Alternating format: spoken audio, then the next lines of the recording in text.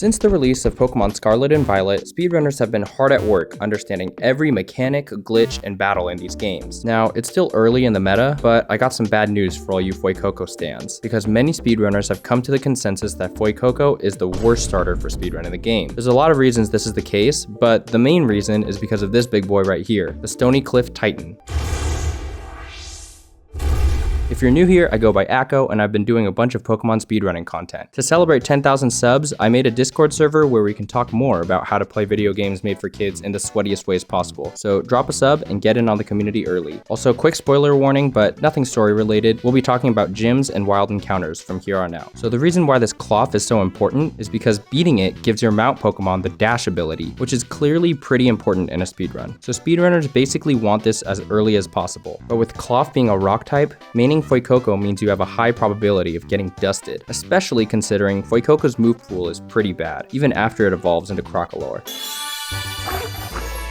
On top of that, the Fuecoco line has the lowest speed stat of the 3 starters, which is just unacceptable in a speedrun that's so reliant on being the first to attack. Even in speedruns that use Fuecoco, like the routes being planned by shenanigans and pulse effects, the strategy so far is to immediately replace it with this early game Hawlucha and use that for the rest of the run. Get back here, get back here, get back here.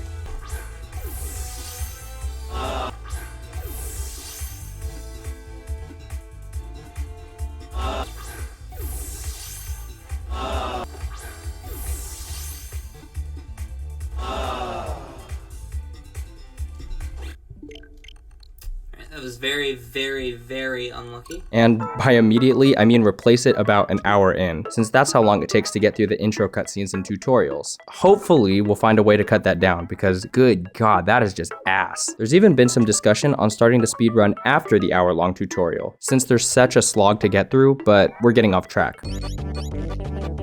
So you might be thinking, if Fuecoco is the worst starter, which one is the best? Well, for reference, the current unofficial world record at the time of recording is held by Truly at around 6 hours and 4 minutes. Now you might be thinking, oh, he runs Sprigatito, that must mean the best starter is the Grass Cat, but it's still kind of up in the air. Basically, for the Sprigatito and Quaxly runs, the current strategy is to use them until around halfway through the run, at which point you can catch a level 75 Lucario. So to recap, for these 2 mons, you beat the tutorial, get the speed boost from Klawf, grind 7 badges, stop for Terra Ice Lucario and Glaciato, and sweep the rest of the Titans, Star Bosses, and Victory Road with Lucario. Here's the problem. So we know that if you want to catch a Terra Pokemon, you gotta take it to low enough health first. Quavel doesn't have an issue here since it has access to close combat at level 58, which should take out Lucario even with the level difference. But Meowscarada is a bit trickier. Terra Grass Flower Trick is its strongest attack, but it relies on a random damage roll to take out the Terra type. The workaround is that you could grind enough levels to guarantee the KO, but that's a time killer in of itself. Also, a benefit of running Quaxly is that Quavel has a strong spread move in Surf, which is helpful in double battles where you can't just sweep with a single Pokemon. Meowscarada's strongest spread move, I believe, is Magical Leaf, which is a decent amount weaker. It's still not as fast as Quavel, I feel like, but it's still good. Also, if you're wondering how Fuecoco runners get around the double battles, they straight up box Fuecoco and use Scyther in the second slot, which gets access to technician boosted wing attacks. In the last video I made on Scarlet Violet speedruns, I talked about performance being a potential issue for speedrunners. Well, speedrunners started to work around this in a couple interesting ways. Many have started to run the game in 480p, which has been reported to save around 10 minutes. Others have reported some performance enhancements by turning all the game audio off.